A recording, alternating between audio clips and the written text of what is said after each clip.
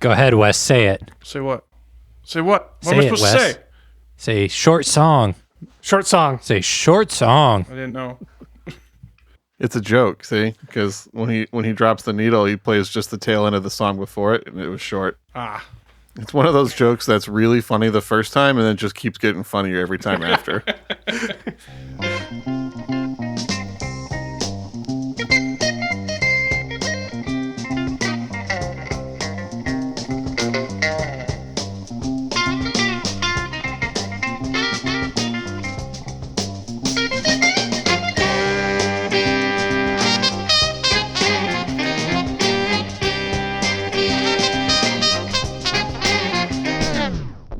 Welcome to I'd Buy That for $1, a podcast about inexpensive, common, and underappreciated records that are waiting to be rediscovered.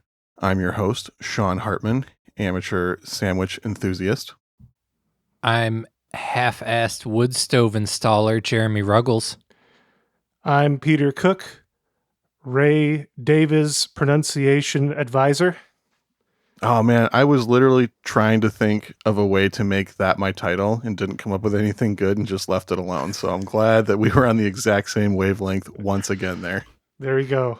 And we're also joined by special guest Wes Wheat, who holds the distinction of being the only other living person aside from Jeremy Ruggles who has been regularly confused to be my brother.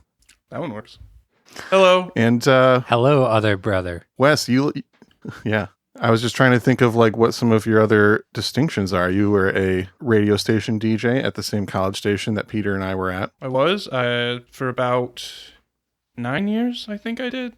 8 or 9 years.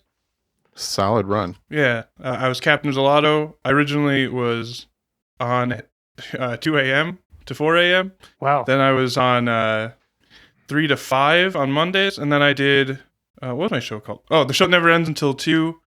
Prog rock show. Yeah. Did that Saturday nights, Sunday morning. I fondly remember that show. And I briefly did a jazz show at the end of my tenure until listeners annoyed me and I decided to quit. You know, jazz fans and jazz critics can both be a real bummer of a group of people sometimes. I got called out for being unknowledgeable on Ahmad Jamal trivia and Madlib trivia. Was it Sean that called and did this? Yeah, confession time, Sean. No, it wasn't Sean. Yeah. I wish it was Sean.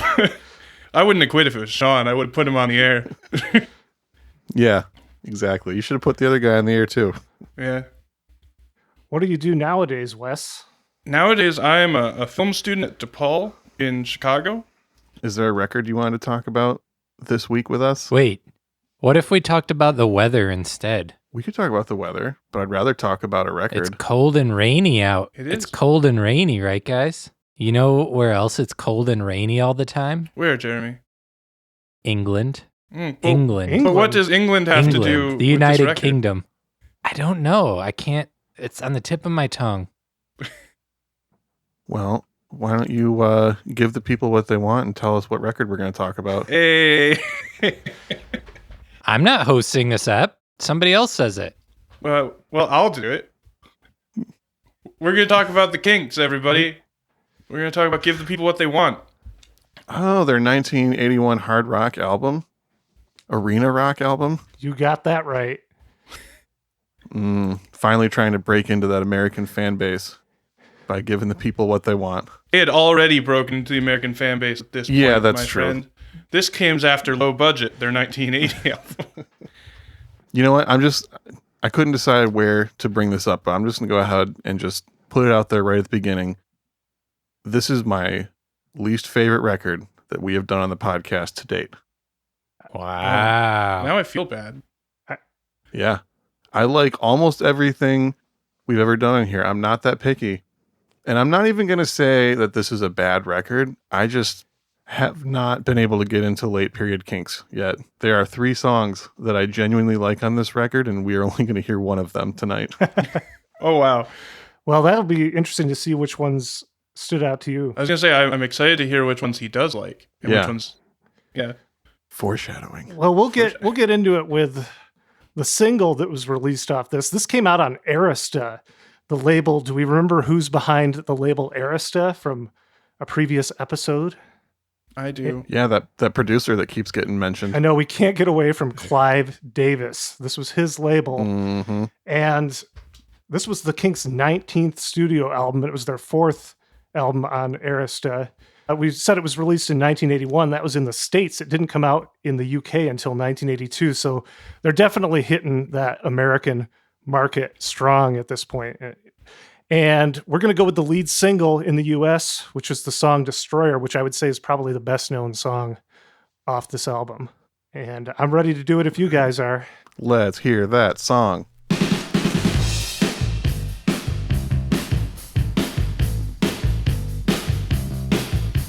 Met a girl called Lola and I took her back to my place. Feeling guilty, feeling scared, hidden cameras everywhere. Stop!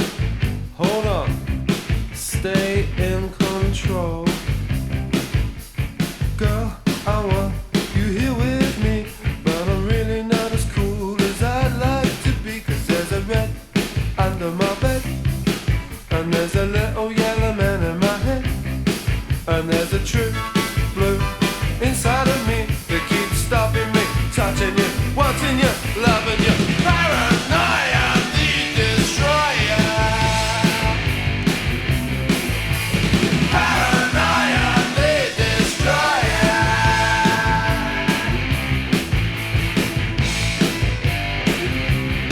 Well, I fell asleep, then I woke feeling kinda queer. Lola looked at me and said, ooh, you look so weird. She said, man, there's really something wrong with you. One day you're gonna self-destruct. You're up, you're down, I can't work you out. You get a good thing going, then you blow yourself out. Silly boy, you self-destroyer.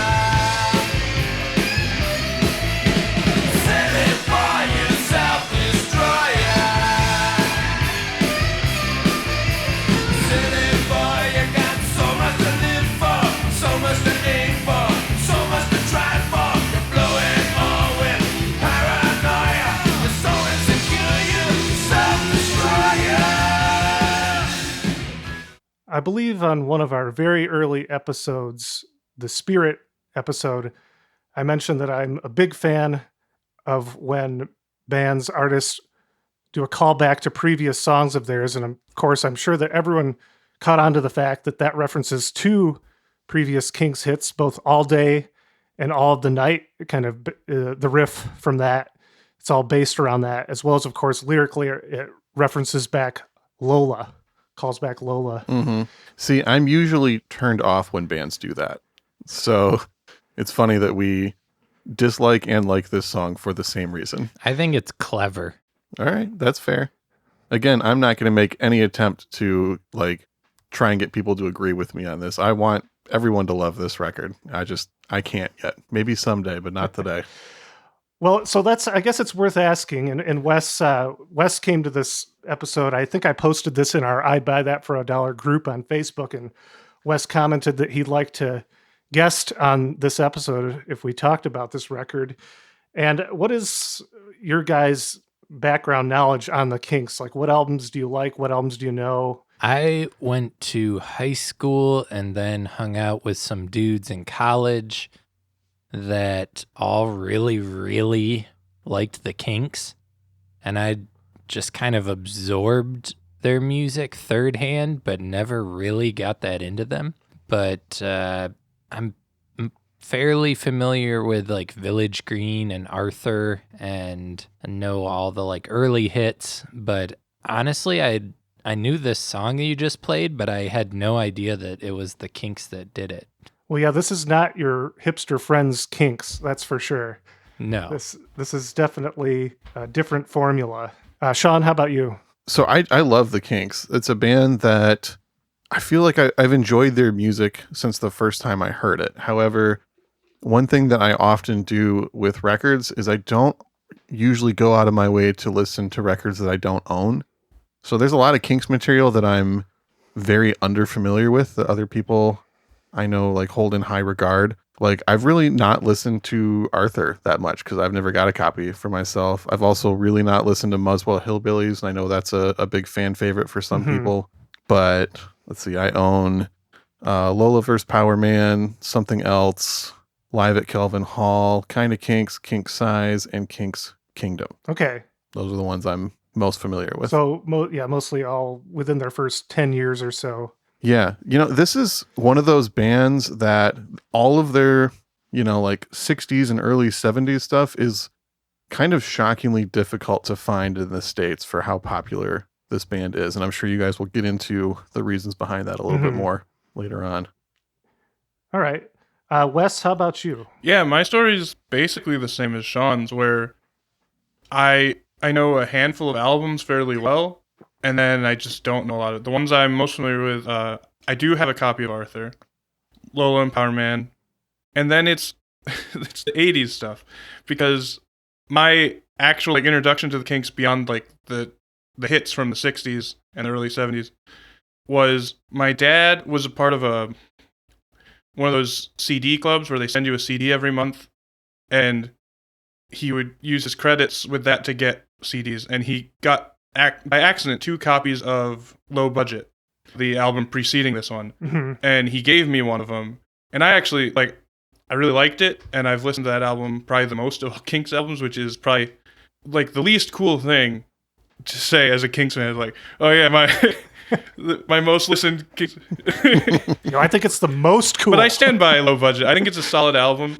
It's kind of in the same vein as this. They kind of were playing around with disco and punk because those were the new things at the time, and they're all almost in their 40s at this point. So it's just interesting to hear, all the British invasion bands were basically done by this point. The Stones were still around, but the Beatles had broken up and John was dead and all that. So it was interesting to hear a British invasion band interpreting the music of the early 80s, late 70s, and kind of bringing their own thing to it. Yeah.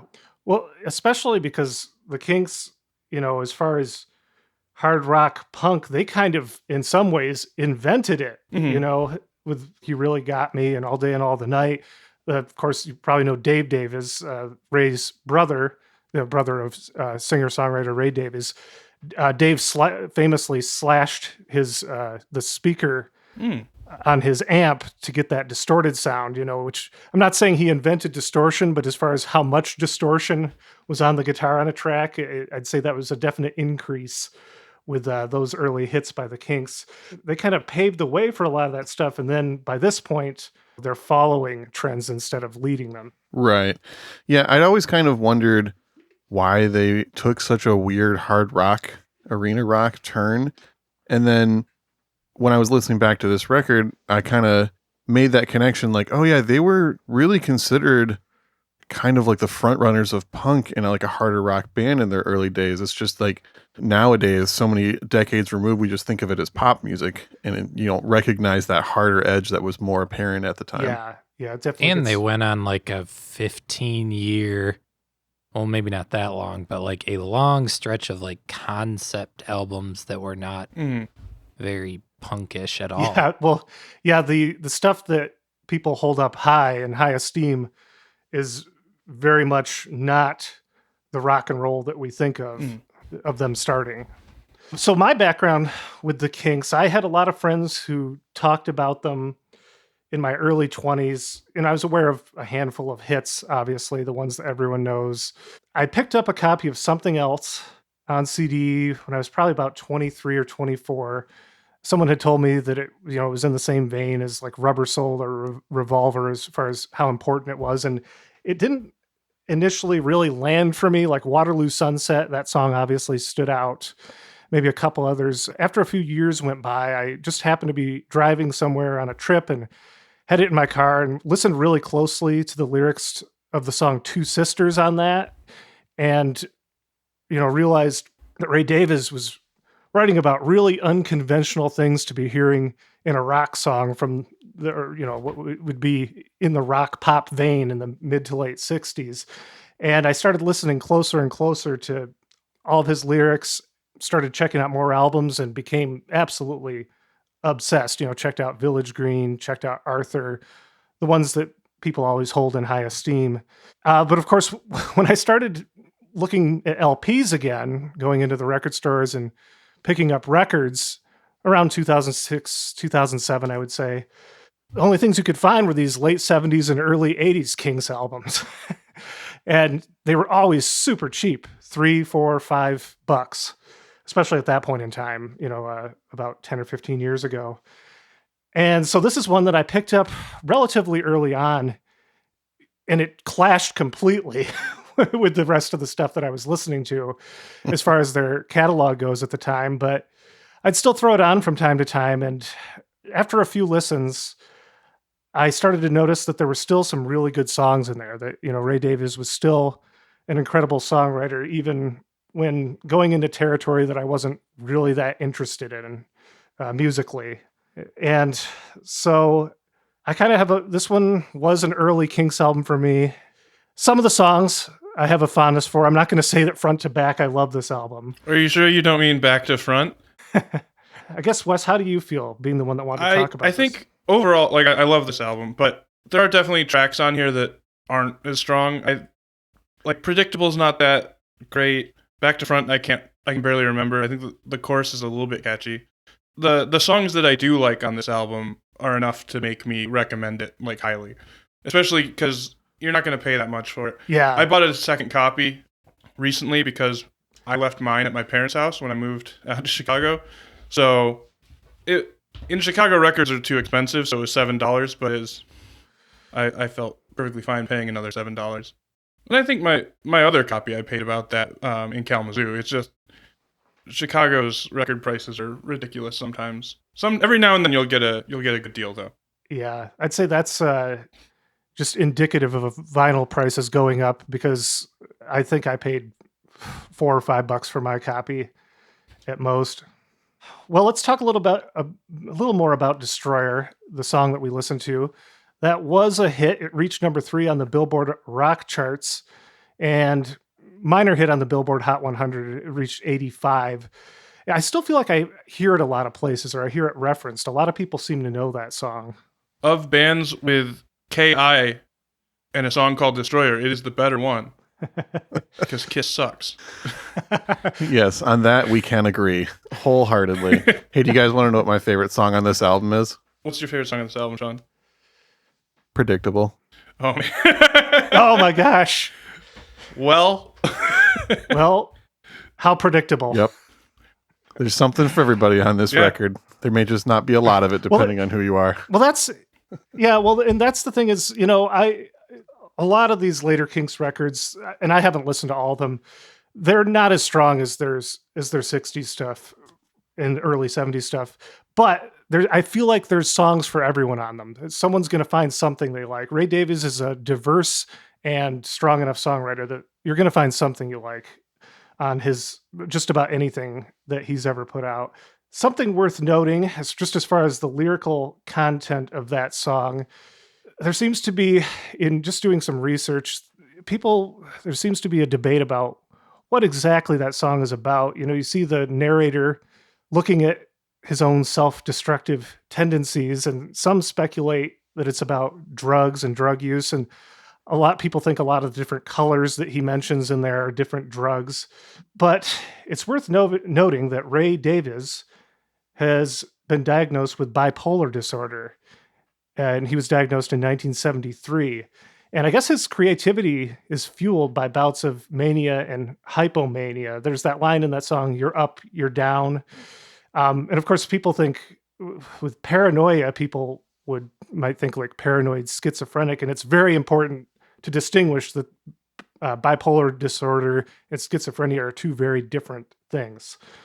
And so this song could be about the double-edged sword of the debilitating effects and creative spurts that result from the mood swings associated with the disorder. And paranoia is a symptom of bipolar disorder. But I'd say overall, and maybe not just on that song, but a lot of the songs on this album have a feeling of overstimulation. Did any of you kind of pick up on that? Oh, yeah. It makes sense. Kind of like an overwhelming listen at times. I guess it was intended originally, Jeremy mentioned there were a lot of concept albums, and this was meant to be a commentary on the American media. And Ray Davies originally intended to make videos for all the songs, but that fell through. I don't think there was quite the funding or time to do that. Wasn't he involved with a film around this time period? Are you thinking of the Waterloo Sunset? Could be. I remember just like when I was reading through their bio, it said that they had like taken a break from recording albums at one point for him to work on a movie, and the rest of the band was pissed about it. Yeah, that might have been Waterloo Sunset. That was 85, so that would have been a few years after this. Oh, okay. I read an interview where he was talking about the inspiration for this album, and he mentioned specifically American television and how there was some show he was watching that was just consumers, and he was talking about how they're now just filming consumers and showing it to consumers, and it's this crazy feedback loop. And my brain was just like, oh, it's like social media. He like saw the grossness of that cycle, 40 years ahead of its time or something. Yeah, that does feel definitely like he's seeing things ahead of the curve. It also seemed like maybe he was making an excuse for why this album is called this, but then it actually is just him kind of giving the people what they want, as they say. Yeah. Oh, that's definitely something that he would do. That seems totally his MO. Oh, the movie that I was thinking of was Return to Waterloo. That was the name of it. I was mixing it up with Waterloo Sunset, but that might be the one. It was 84, it looks like. Okay. You know what band this album kind of reminds me of that I hadn't really made the connection before today is The Replacements. Well, I was going to say that I feel like in a lot of ways, Ray Davies and Paul Westerberg, there's a lot of similarities between them as songwriters. Mm-hmm. Yeah. Is there any particular like Replacements era you're thinking? Well, I mean, this record came out the same year as the first Replacements record, so I kind of wonder how much of an influence there might have been there. But I don't know, just in the way that the Replacements can be a little abrasive for people at first with that like heavy 80s production, and then once you actually listen to the songwriting, there's some really brilliant stuff kind of buried in these sometimes almost hair metal-esque productions, Yeah. And I feel that same way about later Kinks. Obviously, the Replacements records are much better than most of the later period Kinks records, but there's a lot of comparisons that can be drawn between the two bands, I think.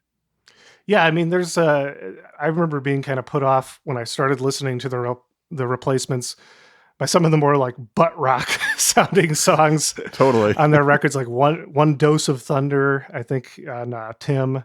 Mm-hmm. But and there's like shredding and 80s production, but yeah, you see through that, you get over it, and you're like, hey, there's some really excellent songs here with some thoughtful lyrics. Yep. Yeah, I was going to actually say that I was going to make that comparison, that I feel like there's a lot of the qualities in both Ray Davies and Paul Westerberg as songwriters there's similarities that I appreciate. Once again, me and Peter just on that same wavelength. And I remembered something else. The real turning point for me deciding that I really wanted to buy more Kinks records and get into them more was when I was living with this guy, Peter Cook, who we were talking about music one day, surprise, surprise. And you made a comment along the lines of that even though you love the Beatles and you wouldn't necessarily say that the Kinks were a better band, your favorite Kinks songs were more important to you than your favorite Beatles songs. Oh, yeah. And I was like, oh, that's a big statement from Peter. I definitely need to pay more attention to this group that I've always liked their music, but not really dug in anymore. So yep. I'd forgotten about that entirely until just recently. Well, I don't even necessarily remember making that comment. The tables have turned, but it was probably about 10 years ago, but I stand by it. Yeah, I would say that, and I've been listening to the Beatles again lately, and yeah, like song for song, they're still one of the nearest and dearest to my heart. But yeah, as far as like the strongest and my favorite Kinks songs, yeah, those are more important to me than even the best Beatles songs. Now, of course, yeah, they were the Kinks were contemporaries of the Beatles. They formed in Muswell Hill, North London, 1964, and they were part of the British invasion alongside the Beatles, the Stones, and the Who. But their success in America was hampered by a union ban by the American Federation of Musicians. And I found a quote from Ray Davies that said that their ban from 1965 to 1969, where they did not perform in the United States, it was a mixture of bad agency, bad management, bad luck, and bad behavior. I guess one of the key incidents was they were on Dick Clark's Where the Action Is, and one of the people working for the TV network accused them of being late and then jumped right from that to a bunch of anti-British comments and slander, saying he was going to bury them, just kind of jumped the gun. You're late and I'm going to bury you. And so the punches were thrown. They were some rowdy youngsters, the Kinks, and the ban prevented them from performing in the United States from 1965 to 1969, which were key years both in, the Kinks catalog and the development of Ray Davies' songwriting, as well as just in music and music history. A lot happens in those years. Yep. And it's really interesting, like how far-reaching the ripple effect was from that. I remember first hearing about that piece of trivia when I first started spending more time at record shows and hearing some of the older dealers talking about that's the big reason why you don't find Kinks records as much, because, during a very important period of their career, there wasn't really a lot of US pressing happening of their music because they literally couldn't tour and support. So there was not as much demand in the States as there, should have been, and almost definitely would have been if they could have toured here. Yeah. Yeah. Long lasting effects. I learned that from Sean. There you go. There's a pivotal moment for Ray Davies' songwriting. And some of what I've read is said a lot of the reason he wrote the albums he did during that period was because it was very British, the music they made, was because they couldn't tour the US. So he kind of turned inward. Because a lot of what I've read about Ray Davies is he's obsessed with America and American pop culture. And hence this album, hence his most recent album, Americana. So that's a great one. He kind of turned his eye to his own country because he couldn't tour the country he was obsessed with. And so we might not have gotten a lot of the really very British Kinks albums if they had been able to tour the US. Right. And I was reading that's a big reason why they are much less influenced by US soul and blues as a lot of their contemporary British invasion groups. They were looking, to their homeland a little more for musical and conceptual inspiration. So, yeah, I mean, who knows how much or how little that affected their career and their output and all that, but it's interesting to theorize on for sure. Yeah. Yeah, they started pulling from music hall and Baroque arrangements and instrumentation like the harpsichord and the mellotron, put a lot of horns in their music. It was, and Ray Davies, of course, abandoned any attempt to Americanize his accent at that point, which was, a key feature for a lot of the other groups of the British invasion. They sounded American. Well, by the late 70s and the early 80s, they were now making records for Clive Davis on Arista, and they focused on the American market, and we get this arena rock phase, and it gave them late career popularity in the US. Now, it's easy to think of them as being really old by this point, but Ray was only 37 and Dave was 34, which is the same age Jeff Tweedy was when Wilco put out A Ghost Is Born. So in that context, they were really young when they first hit. Ray was 20 and Dave was 17 when they recorded You Really Got Me. So, yeah. So we're seeing Dave is kind of obsessed with, but critical of the sensationalism that he saw in the media in America. And kind of the overall theme, especially on the title track, which Wes had suggested as one, and it's not my personal favorite, the Give the People What They Want song. For me, Davies is at his best when writing about common people and common struggles. And that is in perfect form on the next song that I'd like to play, Yo Yo. Ooh, this is the best one, IMHO. Yeah, this is the main reason Wes wanted to do this album, correct? It's one of my favorite songs, and it might be my favorite Kinks song. Yeah, I would put it up there. I would put it in my top 10 Ray Davies songs. So let's check it out.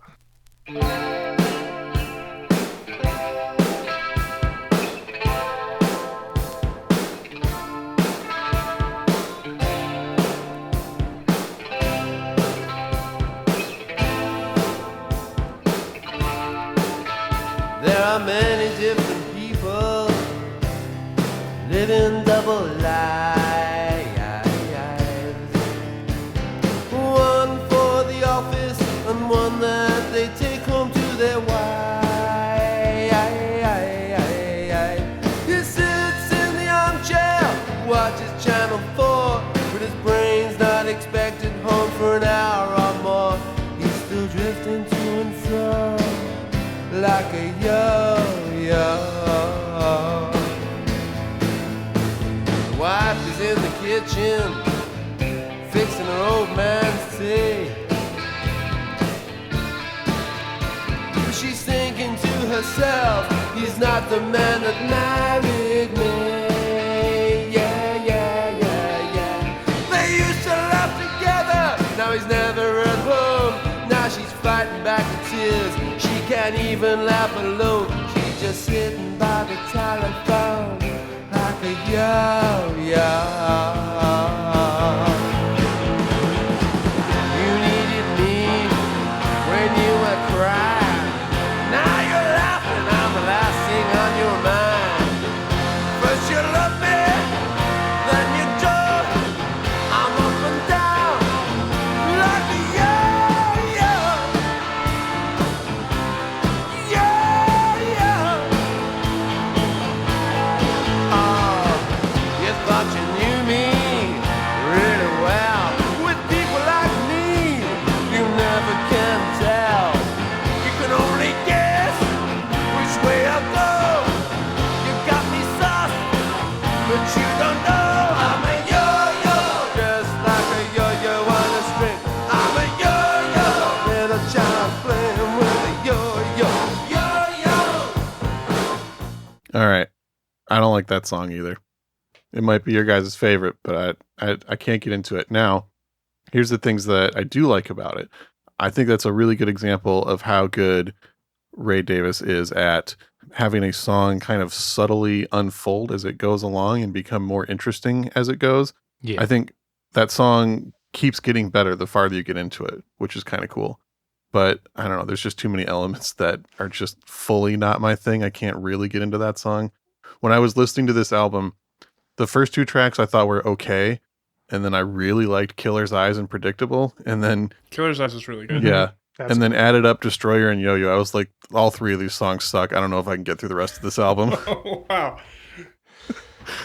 But I'm Very not well. saying I'm right on that. Again, I just want to be very clear here. Well, once again, I'm glad that there were some songs that you did like on it. And Wes, don't let that be where we leave this song. Tell us what you like Oh, about no. the song. Yeah. Yo-Yo, the first copy of this I bought, had a hype sticker on it. And the hype sticker said, featuring the singles Destroyer and Yo-Yo. hmm And That didn't happen. then I listened to it. No. Then I listened to it. And like, why was Yo-Yo not a hit? Because like it's better than Destroyer. And like I think Destroyer is a fine song. But Yo-Yo, it's back to like Peter, you're talking about Two Sisters from something else. yeah. And I feel like these songs are kind of, in my mind, they're kind of connected. Like, I imagine, like, the woman who is disconnected from her husband is very similar to the married sister in Two Sisters and could even be the same person. You know, the same kind of malaise about Yeah. being in a loveless marriage and not happy with your place in life.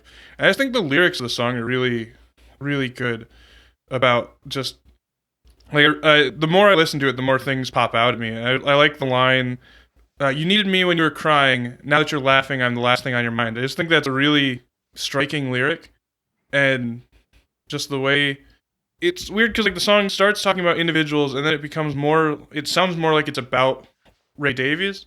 Yeah. I was going to mention the third person to first person shift in narrative. Yeah, and it's a subtle shift because you don't like. I've listened to that song many times, and it was only really when listening for the podcast because I've listened to this album a lot in the last few weeks since we set all this up, and I started being like, oh, he shifts perspective like midway through the song, and I like the way it, like Sean said, it gets better and better as it goes on. And so I guess for me, since I like it from the beginning, it just gets better and better into like a good song. For Sean, I guess it's not the case, but not every album's for everybody, and I'm not gonna begrudge Sean his taste. Well, I appreciate that. I do like the lyrics on it too. I think lyrically it is really interesting, and I agree that they're at their best when they are writing about the common people. Like Pulp. I think Sorry. they kind of Yeah, like Pulp. I was wondering when the Pulp joke would drop. It's gonna come eventually with me. yeah. But I think they have a similar perspective to that, to the Bruce Springsteen perspective, which is kind of using that common perspective, but looking to elevate it instead of exploit it. Mm-hmm. Yeah, reminded me a little bit lyrically of like Jonathan Richman. I guess the way he Yeah. I took can hear kind of that. a silly metaphor of a yo-yo and turned it into like a pretty deep, interesting idea. Yeah. And just the way he sang a little bit too. There's kind of that like punky edge to it. Yeah, and at this point, Jonathan Richman would have been releasing stuff, so who knows who's influencing who. Yeah, and there's a really good YouTube video where they were playing Rock Palace, and if you just type Kinks Yo-Yo Live, it's like the first thing that comes up, and it's a good performance. You get a good solo from Dave, and Ray's having a blast on stage. Yeah, I would argue his solo on that is better than on the album. Yeah, I would agree with that. Dave solo. Well, yeah, I agree. That one definitely. I don't even know if I really first noticed this song when I bought the album, and then one day it just occurred to me what a phenomenal song it was. I feel like it starts subtly and then just builds and builds. Yeah, I love it. We want to talk a little bit about who the Kinks are on this record. It's not the same as all these like jazz and funk records with a lot of different. And we've done a lot of albums with a lot of studio musicians playing on them, and that's not the case here. We of course have Ray Davies on lead vocals, rhythm guitar, synth, and piano.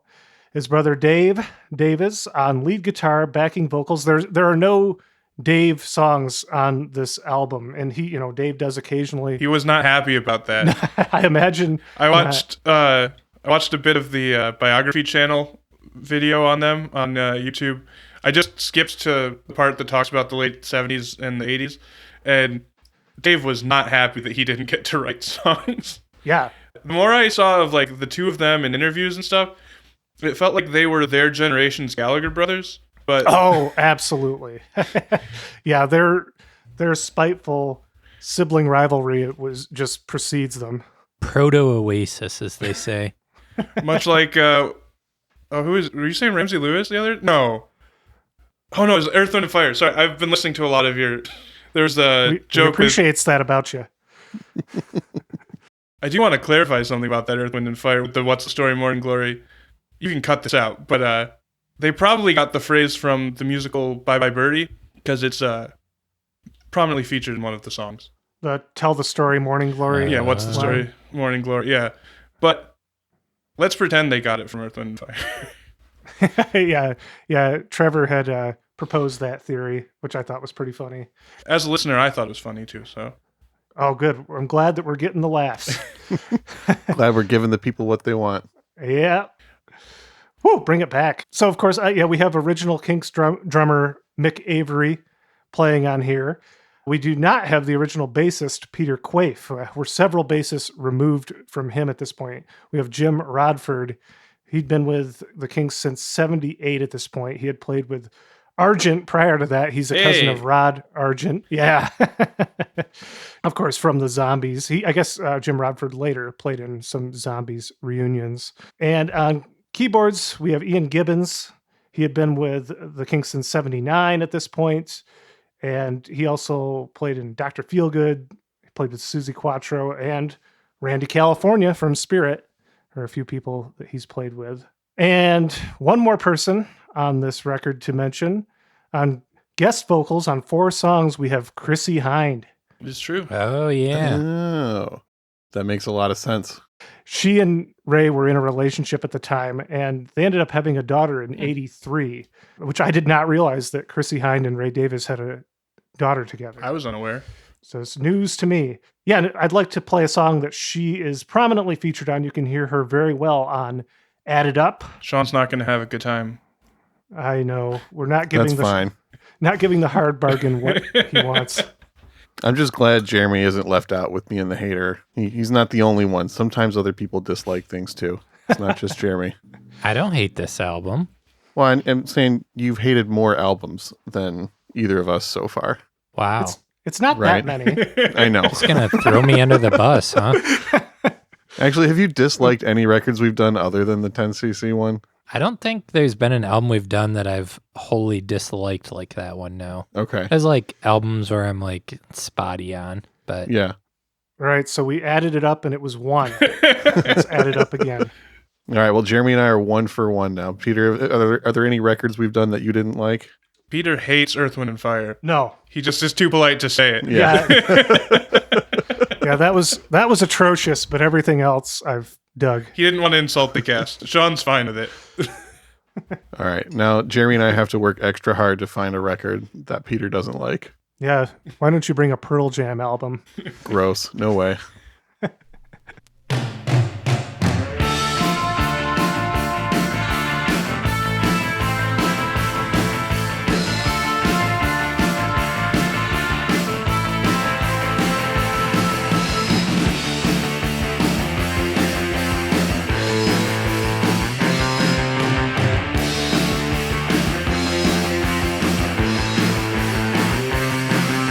The first time that I saw you were modestly waiting for a bus.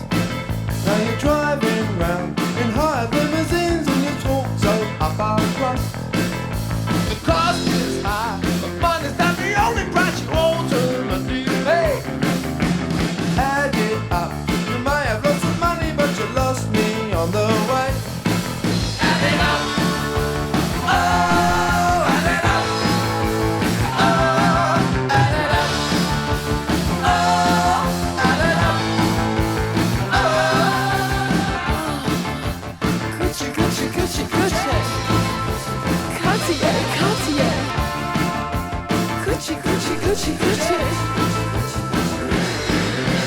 Add it up, it multiplies and multiplies, but what's it leading to? Add it up, the only thing subtracted is the love I had for you. So add it up, oh, add it up, oh, add it up, oh, add it up, oh.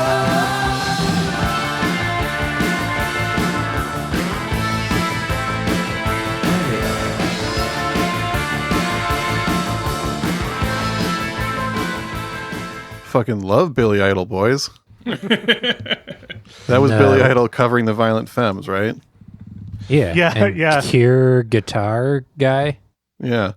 You know, in all honesty, though, I feel like Billy Idol had to have been taking like a fair amount of inspiration from this era of Kinks.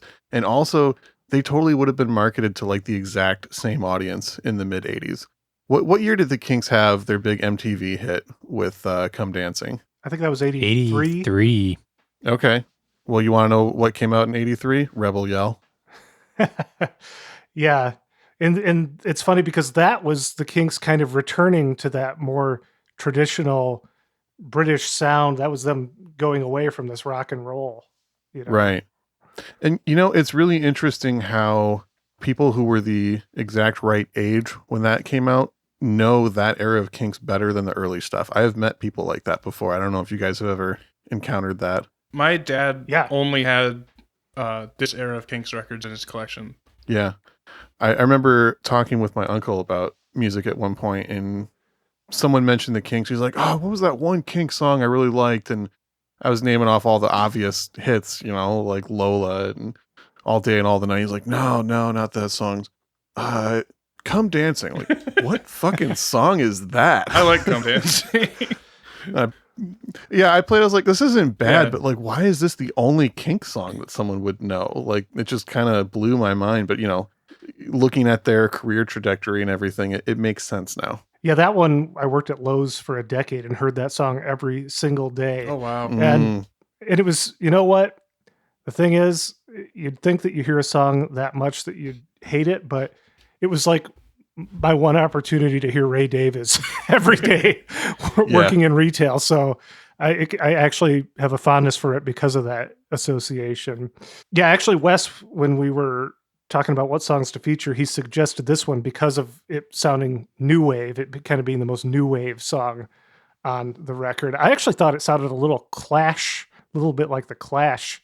Mm-hmm. Yeah. Lyrically, it seems to be about the corruption of money. Of course, here's the corruption of money on a huge major label album. This is where I was going to sort of point out the similarity between Ray Davies and Paul Westerberg. Not that Westerberg was ever commercially as big as the Kinks, but celebrating working class roots, having that vibe, but being a successful rock star. I feel like that's a trope too, the classic rock song about money corrupting by a rich, famous band. Yeah. Well, I mean, they would know firsthand, right? Yeah. True. I can't write a song about how money corrupts. I don't have any. True. Yeah. They're writing from experience. Well, one song that I hope is not written from experience is the one that we're not going to feature, but we can't not talk about it. And that's Art Lover. Well, Who wants to take that one? well, Peter, It's a weird one. it's not about what it sounds like, despite the fact that Robert Christgau says it and every Yeah. review I've read of the album says it's not a song about a pedophile. It is a song about a father who's gone through a divorce and is going incognito to the park to watch his own daughter play, his daughter, because he lost custody. And Yeah. it's just the way it's written and performed is supposed to make you think it's about a pedophile, but he does say at the very beginning of the song, he's not a flasher in a raincoat, he's not a dirty old man. Yeah. It's definitely a strange choice, a strange way of presenting the song in that topic. And so it is written from experience because he had gone through a divorce a few years before this and did lose custody of, I think he had 2 daughters that he lost custody of and was not allowed to see at one point. So it's actually, from his perspective, it's a very sad song, but I definitely, for years before I found out the real meaning behind it, was always very what the fuck when I listened to this album. Yeah, that was my initial reaction to it too. I think I had to look it up to find out, like, is this song actually about what I think it's about? And then I found that it was not. But a lot of people think it is, even despite the fact it's been clarified. But that doesn't surprise me. It does very much sound like a song about a pedophile from the perspective of one. Yeah, alarmingly so. So it's worth mentioning that if anyone picking this up for cheap, which you will see this cheap, just be aware that on the middle of side 2, there's a very strange song, Art Lover. Well, let's head towards the exit here. The Kinks were around until 1996. They broke up then. I think that the Davies brothers I'm surprised they could stand each other that long, honestly, with how notorious their relationship is. Yeah, they were a band for like 30 some years, and that's pretty impressive. Yeah. Oasis lasted like 6 or something. 3 albums, I think. And they still don't talk to each other now that they're not in a band. Yeah. Yeah, and I guess the Davies brothers have recently, as of 2018, they've reunited. And I found a quote from Ray Davies that is pretty fitting and classic. When people said, "Oh, the Kinks getting back together," Ray said, "The word together is misleading. We were never together, but we're back to our dysfunction again," which is classic Ray cynicism. And of course, the bulk of this record is in that cynical tone. I don't know if anyone else picked up on that. Yeah, and then there's one song that is not at all. Yeah. Oh yeah, they reunited again before that when they both had health problems. I want to say is some point in the 90s, or maybe it was the early 2000s. Ray had, but it was after they broke up. Ray moved to New Orleans, and he got into an altercation with a mugger and got shot in the leg. And then shortly after that, 2004, Dave had a stroke, and they were both living together for a while they were recovering from their various ailments. Yeah, I remember that. There was a lot of speculation of the band reuniting then. I think that was like 2006 or 2007. Well, they've announced that they have more or less reunited at this point, right? They've been Yeah. working on a new record since 2018, I think. Mm-hmm. Yep. And of course, I'm guessing that current world circumstances may put that back a little bit. Yeah. Or maybe they're just writing some like life-changing bangers in their house right now, and we're all about to be just shocked and awed at how good the 2021 Kinks album is going to be. Ray can still write a good song. That Americana album that Wes mentioned is pretty good back to front to play into one of the songs. Again, I stole Wes's joke. It's okay. It's not as good the second time. Sean, I want to circle back to which were the songs you liked on the album? You said there were 3 songs you liked, and the rest of it was not your thing. So you said Killer's Eyes. Yeah, Killer's Eyes and Predictable I really liked, and the other song I really like is the song Better Things that you guys are going to play. Okay.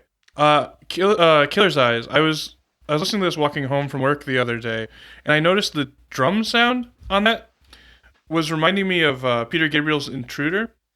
Ooh, interesting. It's just kind of the same rhythm and the way it sounds kind of got that like gated sound to it, which I thought was right. And it is possible that they lifted it from that. They've been known to lift from other bands on their previous album to this one, low budget. I cannot remember which song it is. They wholesale lift the Satisfaction riff. Let's just like straight up, and I double checked that Peter Gabriel album came out in 1980, so they could have very well been like, we're just gonna take that little drum bit, and they're kind of similar songs, taking on kind of this eerie thing. Intruder's about someone breaking into people's homes, and Killer's Eyes is about a killer who has celebrity status, because I think that's another one of his like American criticisms, is the way we like kind of almost glorify our criminals. Like people like Charles Manson are basically celebrities. Yeah, that's definitely a running theme through this album. And of course, he likes to put himself into the eyes of interesting characters. You never know what you're going to get, the perspective you're going to get in a Ray Davies song, but it usually is some larger commentary than just that. Yeah, and I think they were probably the most literate of the like British invasion bands. Yeah, like the Who were not literate. The Stones not literate. The Beatles maybe a little bit, but not particularly. Oh yeah.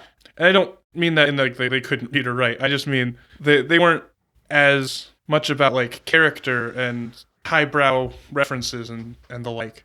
Yeah. Well, the vocabulary that Ray utilizes is definitely unconventional for rock and roll.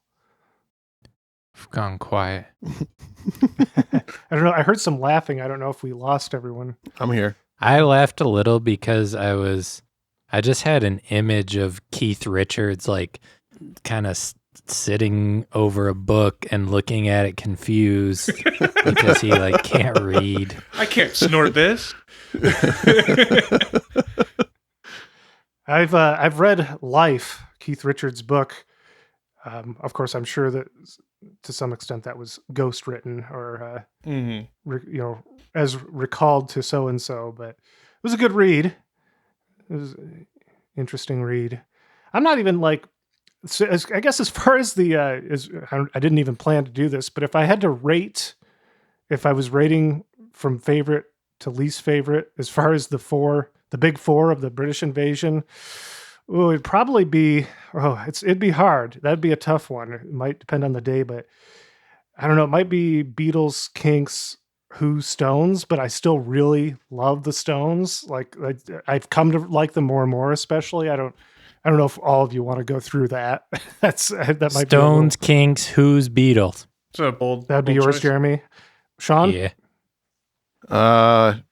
Probably Stones, and then Kinks and Beatles interchangeable with Who at the end. I'm gonna be Okay. So, my favorite band when I was in high school was the Who, so they're probably number 2 because the Beatles are still the Beatles, and I can't go full Jeremy and go completely throwing them at the bottom. And they were very important to me growing up. My first CD was the Beatles 1 compilation that came out in, say, 1999? Or maybe it was early 2000s. But yeah, because I was in elementary school when it came out. So I'd probably go Beatles, Who, Kinks, Stones. But the Kinks could easily move up the more I dig into the albums that I haven't listened to. Yeah, I feel like if I'd had equal access to Kinks and Beatles songs, I probably would a little more easily say I like the Kinks more. Personally, I'm just glad that we're leaving Led Zeppelin and Eric Clapton off of this list entirely. Well, they're not British invasion bands. They came like 10 years later. Okay. But also, yeah, they don't belong on this list. I feel like I often hear Led Zeppelin counted as like one of the British invasion bands, though. I could be wrong on that. No, you don't. Nobody does that. They didn't come around until 72. All right, that's fine. I didn't know there was specific time constraints for British invasion. Zeppelin were 69 when their first album dropped. There was a long-standing rumor that Jimmy Page had played the guitar solo on the Kinks' You Really Got Me, but it's not true. It's Dave. It's Dave Davies on there. One thing I would like to address, and we kind of touched on it a little bit. Before we get out of here, we're going to get to better things, but I think for me, one of the really big things is just Ray Davies like writing songs from the perspective of women at a time when really no one else was doing that, especially male singer-songwriters, rock writers. And yeah, like on this album, we didn't even talk about it. There's a song called A Little Bit of Abuse that addresses domestic abuse, which is not something you hear about in rock and roll in 1981. Which was apparently inspired by a sister of Ray and Dave's that was being abused by her husband. At least that's what I read a little bit about. Yeah, he wrote a lot about his sisters. That I don't think it's about Rosie, but Rosie was another one of their sisters, and he had a song about her on one of their early albums. Just really unique perspectives that I don't really feel like a lot of other men were writing about at the time. Yeah, and very sympathetically. Like, a lot of rock bands, I mean, even today, don't sing about women in a particularly healthy or respectful way.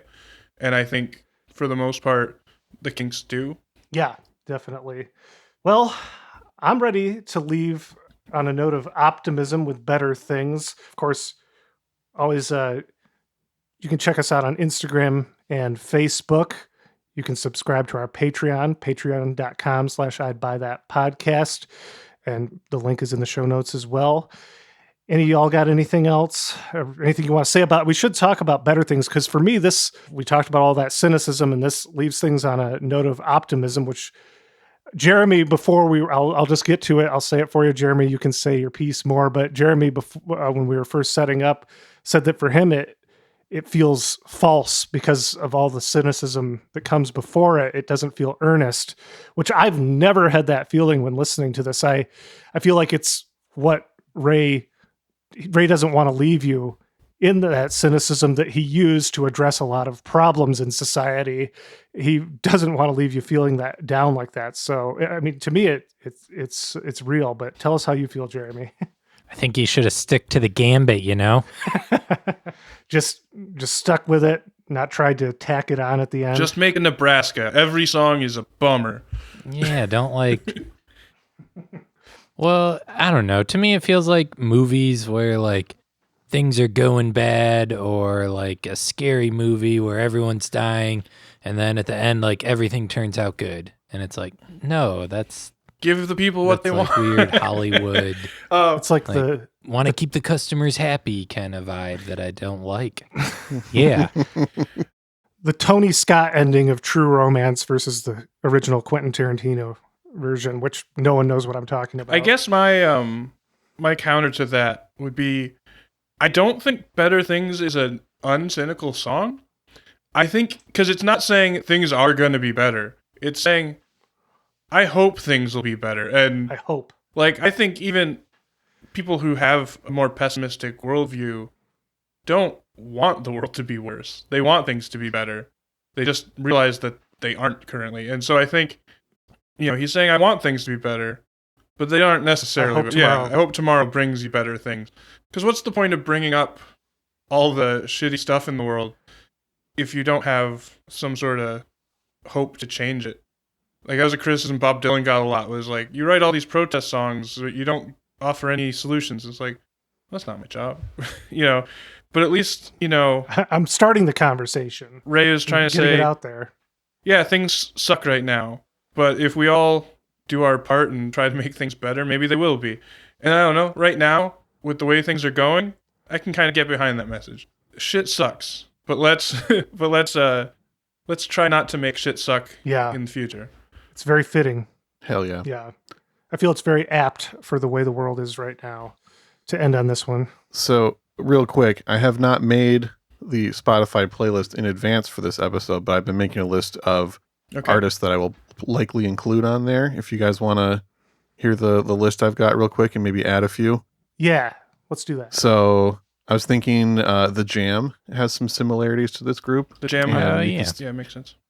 I don't have songs in mind yet. I just like the band in general. And some of the records you can still find pretty cheap, especially the later stuff. Yeah, some of the later stuff you can still find cheap. Okay. I think Hall & Oates might have a little bit of similarities here that people could get into. The Pretenders, like we mentioned, Billy Idol, Blondie, another one. Mm-hmm. A really cool power pop group that I don't often hear get talked about is a band called The Sports.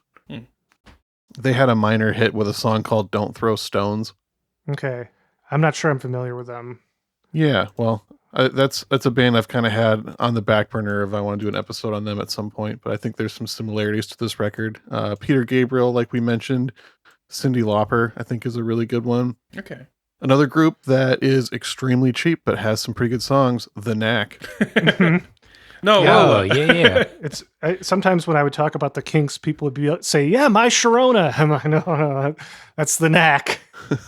I love the first Knack record, Get the Knack. It's got some great power pop on it.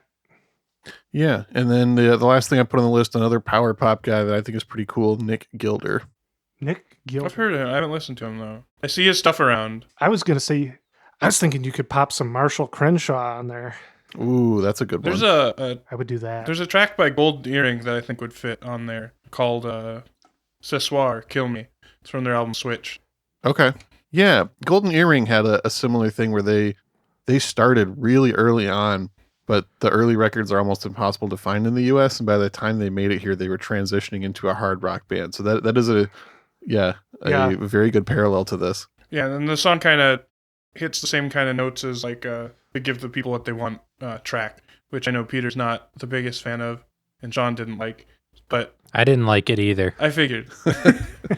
Wow. I'm more of a side 2 guy with this record. Side 2 is where it's at for me. When I don't have time to listen to the whole album, I just put side 2 on, because side 1's all right, but it's not side 2. Yeah. Are you going to have any I'd Buy That alumni Ian Matthews, perhaps? Like the late power pop stuff? Oh, yeah, his later stuff would totally work, yeah. Shake It Up or Shake It Baby. The other things I was thinking about was, there's some of those disco funk records that were crossing over into hard rock. Like we talked about Donna Summer doing that around this time period. And then Melba Moore has a really cool rock crossover record from, I think, like 85 that we could use something from. Nice. Trying to think of, some of that stuff might work. I think we got a pretty good list to give the people what they want. Yep. Before we get out of here, We're going to run that into the ground before this podcast. So. Yeah, we should probably get out of here. But Wes, real quick, you haven't talked about your podcast. Yeah, I have a podcast that is currently on indefinite hiatus, but there are 13 episodes you can listen to. It is called Clock Blocked. It is a podcast about time travel media, mostly movies, but sometimes episodes of television shows. You can find it on, I think, everywhere you can find podcasts. I think we finally got on Apple Music, but I'm not 100% sure about that. Or maybe we're not on Apple. But you can find us on Spotify or Stitcher, any of those. It's called Clock Blocked. Again, I recorded an EP like 3 years ago under the name Captain Gelato and the Supersonic Cosmonauts. If you want to listen to that, that's out there. It's free on Bandcamp. So Excellent. Yeah, I checked out the Flight of the Navigator episode of Clock Blocked, and I didn't realize I was driving to work, and I didn't realize that there was also you talk about Quantum Leap episodes, and suddenly I was like, wait, how did I get from Flight of the Navigator to Quantum Leap? It was very abrupt, but I really enjoyed the episode. Yes, the Quantum Leap Corner, spelled with a QU. Yeah, no, it was really fun. That was a movie I saw as a child and loved, so I know that you didn't feel the same about it. But watching it as an adult, I'm sure it isn't the same experience. Yeah, that's one of our least focused episodes. We got off topic a lot on that one, but we had fun. Yeah, those are my things. I don't want you to follow me on Twitter because I don't tweet. Well, thanks for joining us, adding to the discussion on this record. Yeah, thanks for having me. If I come back, hopefully I won't be with an album that Sean hates. Hopefully Peter will hate the next album. I'm just glad I had you, Wes. I needed some backup, so I appreciate it about you. So, but anyway, I think that's it for I'd Buy That for $1. We're going to go out on better things. My name is Peter Cook. I'm Sean Hartman. I'm Jeremy Ruggles. I'm also Sean Hartman. Brother. Ooh. But maybe Jeremy Ruggles. Who knows who is who? I'm The Thing from John Carpenter's The Thing.